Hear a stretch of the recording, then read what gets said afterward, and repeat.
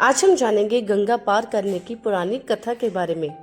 ब्रह्मा बेला में राम ने शया का परित्याग कर दिया और लक्ष्मण से कहा, तात भगवती रात्रि व्यतीत हो गई, अब सूर्योदय का समय आ चुका है। कोकिल की कूक सुनाई दे रही है, मोरों की बोली सुनाई दे रही है। यही वह अवसर है जबकि हमें तीव्र गति से बहने वाली समुद्रगामिनी परम पावन गंगा को पार कर लेना चाहिए।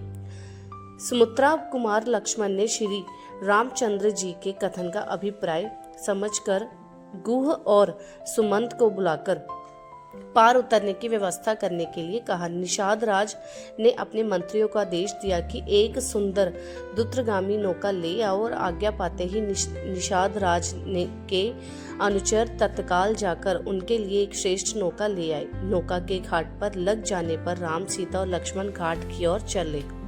उन्हें घाट की ओर जाते देखकर मंत्री सुमंत ने हाथ जोड़कर कहा, हे रघुकुल शिरोमणि, अब मेरे लिए क्या आज्ञा है। रामचंद्र ने उनकी कर्तव्य निष्ठा की प्रशंसा की और धन्यवाद देते हुए कहा, सुमंत, अब आप शीघ्र अयोध्या के लिए प्रस्थान करें। गंगा पार करने पश्चात हम उसके आगे की यात्रा पैदल ही करेंगे। आप अयोध्या जाकर मेरी सीता और लक्ष्मण की ओर से पिताजी, माताओं को एवं अन्य गुरुजनों की चरण वंदना करें। उन्हें धैर्य दिलाते हुए हमारी ओर से संदेश दे कि हम तीनों में से किसी को भी अपने वनवास का किंचित मात्र भी दुख नहीं है। उन्हें ये भी कहें कि 14 वर्ष की अवधि समाप्त होने पर मैं, सीता और लक्ष्मण आपके दर्शन करेंगे। आप भाई भरत को कैकेयी से शीघ्र बुला ले तथा राज्य सिंहासन सौंप दे ताकि प्रजा को किसी प्रकार का कष्ट व असुविधा ना हो।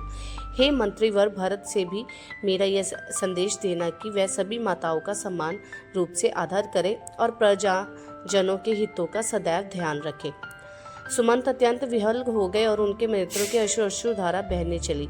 अवरुद्ध कंठ से वह बोले, हे तात, आपके वियोग से स्वतंत्र अयोध्या की प्रजाजनों के सम्मुख में मैं कैसे जा सकूंगा। अब ये पूछेंगे कि आप लोगों को छोड़कर कैसे लौट आए, तो मैं क्या उत्तर दूंगा। मैं जानता हूँ कि आपको ना पाकर सहस्त्रों अयोध्यावासी शोक से मूर्छित हो जाएंगे। उनकी दशा सेनापति रहित सेना जैसी हो जाएगी। हे स्वामी, यह तो आप देख ही चुके हैं कि अयोध्या से वन के लिए चलते समय अयोध्या वासियों की क्या दशा हुई थी। इस खाली रथ को देखकर संपूर्ण अयोध्या नगरी का हृदय विदीर्ण हो जाएगा। हे प्रभु, मैं माता कौशल्या को कैसे अपना मुख दिखा सकूंगा। आप लोगों के बिना लौटना मेरे लिए बड़ा कठिन है, इसलिए हे नाथ, आप कृपा करके मुझे भी अपने साथ ले चले। इस प्रकार से दीन वचन कहकर बारंबार याचना करने वाले सुमंत से सेवकों पर कृपा करने वाले श्री राम ने प्रेम पूर्वक कहा, भाई सुमंत, मेरे प्रति आपकी जो उत्कृष्ट भक्ति है उसे मैं अच्छी तरह से समझता हूँ, किंतु तुम्हारे ना लौटने से माता कैकेयी के मन में शंका उत्पन्न हो जाएगी। वह समझेगी कि वह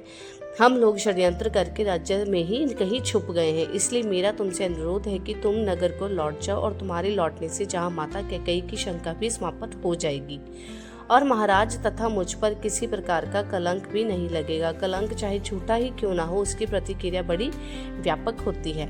इस प्रकार अनेक प्रकार से समझा बुझाकर रामचंद्र ने सुमंत को विदा किया। सुमंत अश्रुपूरित नेत्रों के रथ में बैठकर अयोध्या के लिए चल पड़े। सुमंत के जाने के पश्चात राम गोह से बोले, निषाद राज, तुम कृपा करके हमारे लिए बड़ का दूध मंगा दो, क्योंकि अब हम वनवासी और तपस्वी हो गए हैं और हमें जटाएं धारण करके तापस धर्म की मर्यादाओं का पालन करते हुए निर्जन वन में निवास करना चाहिए।